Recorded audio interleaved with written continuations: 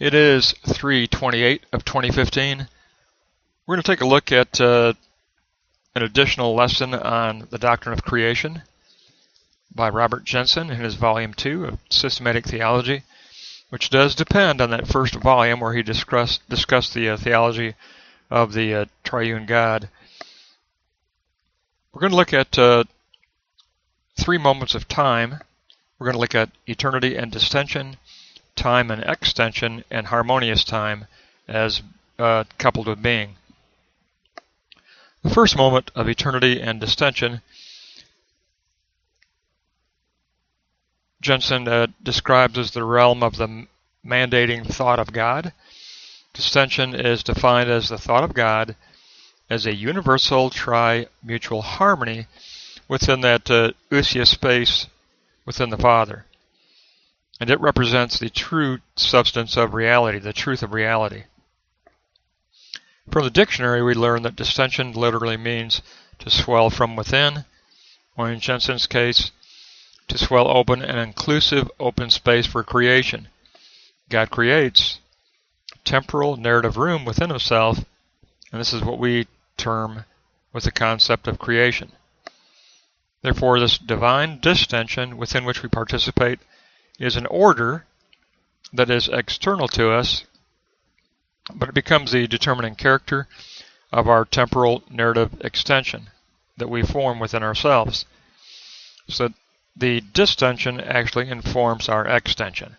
The Father goes out of himself as a musical triune agency, reflected in the participle of divine enveloping, which we discussed that concept in the previous lesson.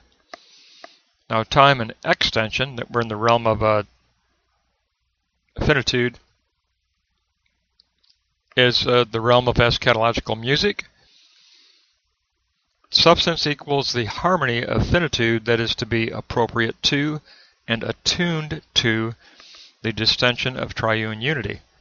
Time must possess both real time, the time of the world that's necessarily experienced, and imaginary time, or better, image time, which is our extension of a horizon of experience that we construct and hold within ourselves as a horizon extension.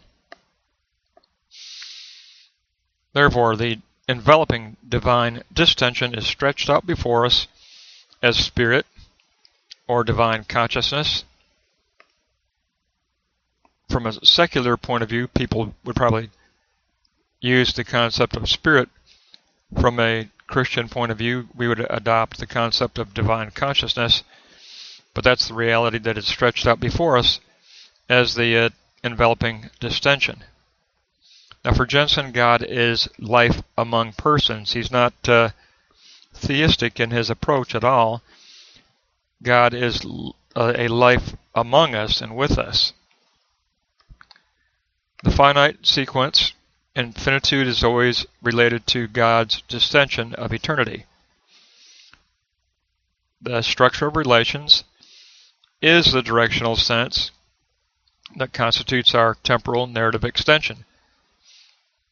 And so this distension, this expansion of the triune converse in the ousia space of the Father, is actually within the realm of finitude, because the Father has gone out of himself, and this directional sense now, the spiritual directional sense, is spread out before us as an actual divine structure of relatedness, a divine structure of relations that reflects the intention of the Father, mediated through the Son. So it is that directional sense. It is in our finite world. It is there to empower and to instruct the eschatological creation, which in this lesson is eschatological music. So this distension of divine consciousness is eschatologically musical. It's an orchestration. It's a choreography. So we do have the Father who has gone out of himself, out of that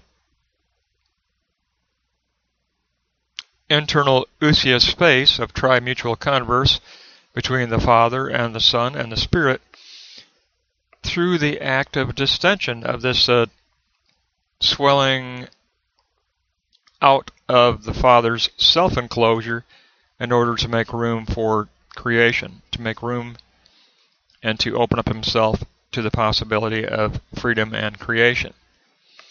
And in doing so, we have that directional sense now stretched out before us in our finite realm of reality. There is a realm of spirit. We live in a realm of finitude. We do not perceive this realm of finitude as the true, as the real. The true and the real lies behind this finitude that we see, and we perceive it with a hupakuo spiritual perception.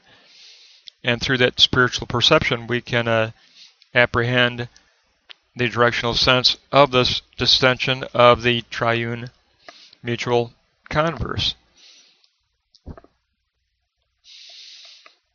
Now, if we look at this eternity as distension and time as extension, they are harmonized in a harmonious time, which becomes concretized as actuality or being. So now we get into a discussion of the concept of being. Participation equals the following. We are intended to be anthropogenetically harmonized into this reality, into this directional divine structure that is spread out before us. This harmony of time is located within the structural narrative of the Father past and the Spirit future. So this stretched out trimutual creative eschatological space has as its two endpoints the past of the Father and the future of the Spirit. Distension and extension become synthesized as the harmony of being. So what is being? To be. To be means to be mentioned within this tri-mutual discourse. It is to be heard of.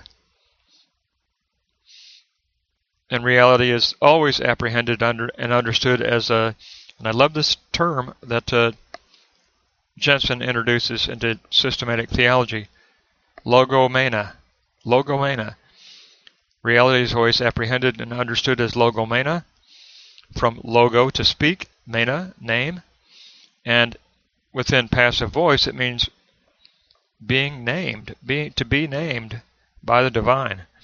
So essential being means being named within the trimutual space, and divine naming always carries a powerful illocutionary force.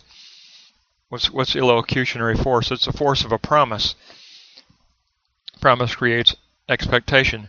So it isn't just naming, it's named and promised. Logomena is to be named and promised by the divine, by the trimutual divinity. So as distension and extension are understood as musical, also actuality should be understood as play. The play of phenomena is the play of the coherence of God's thinking. The anthropogenetic self is harmonized into this reality of the coherence of the triune mutual thinking and of divinity. It's a beautiful, beautiful lesson that harmonizes theology and poetry. Actually, theology, poetry, and art, all three are harmonized in this lesson. But I think it's the proper way to present creation and the eschatological nature of creation as an orchestration, and a choreography that wants to harmonize us within that enclosure. And I love the term of distension. I think that's just a great way to describe the Father going out of himself. It's this distension of the entire trimutual Trinitarian deity.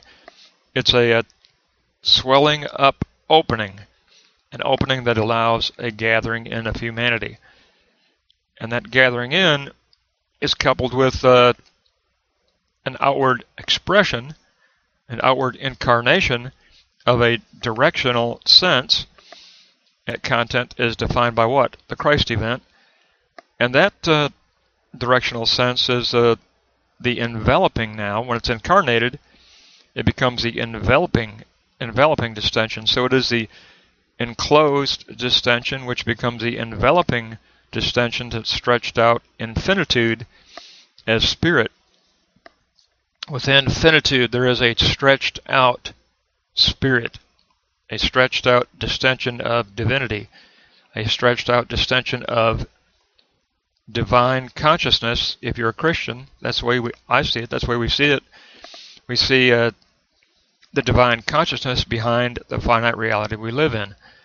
There is a more perfect reality. There is an eschatological distension of an enveloping spirit that encloses our extension constructions of a horizon.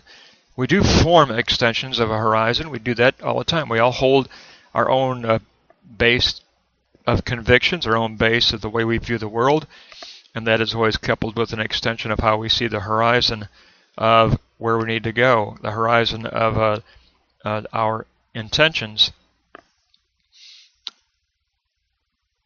So a beautiful lesson, and I think it's the best I've seen of Jenson up to this point.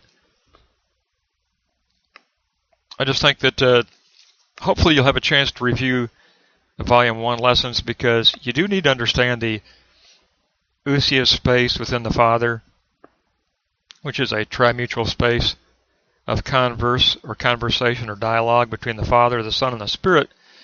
You need to understand those modalities within the Father, and then you know what he builds this lesson